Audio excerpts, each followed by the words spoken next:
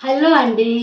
ఈరోజు మా ఇంట్లో మేము వరలక్ష్మి వ్రతం ఎలాగ చేసుకున్నాం, తల్లికి ఏ నైవేద్యాలు పెట్టానో మీకు చూపిస్తాను పదండి.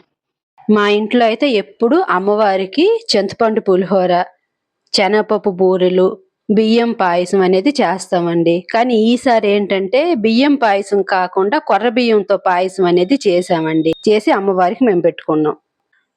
వరలక్ష్మి వ్రతం చేయడం, వాయినాలు ఇవ్వడం అందరు ఆడవాళ్ళు చేసేదానండి. కానీ ఒక్కొక్కరింట్లో పూజా విధానం అయితే ఒక్కొక్క విధంగా ఉంటుంది. మా ఇంట్లో అయితే అమ్మవారి ప్రతిమను ప్రతిష్ఠించడం, కలశం పెట్టడం అనేది మా అత్తగారు ఎప్పుడూ చేయలేదు. అందుకే మా అత్తగారు ఏ విధంగా పూజనైతే చేశారో నేను అదే విధంగా పూజనైతే పూర్తి చేశానండి.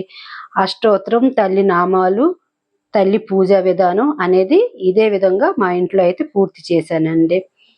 మంగళమమ్మ శ్రీలక్ష్మి అందుకోవమ్మ హారతులు, హారతులు జయ హారతులు, హారతులు శుభహారతులు. వైకుంఠాన వెలసిన దేవి వరలక్ష్మి నీవేనమ్మా. నా వాయిస్ ఏంటి స్వీట్ వాయిస్ కాదండి, ఇంత హారతి పాట అయితే చాలు. యాక్చువల్గా ఈరోజు పూజ అయినంత వరకు మా ఇంట్లో పవర్ అయితే లేదు. మా ఇంట్లో వాళ్ళు వీడియో అనేది వద్దు అని అన్నారు. కానీ పూజ ఎప్పుడు చేసుకుంటామో వీడియో అనేది అప్పుడే తీసుకోవాలి కదండి. మీ అందరికీ మా పూజ చూపిద్దామా అనే ఒకే ఒక ఉద్దేశంతో ఈ వీడియోనైతే నేను తీశానండి.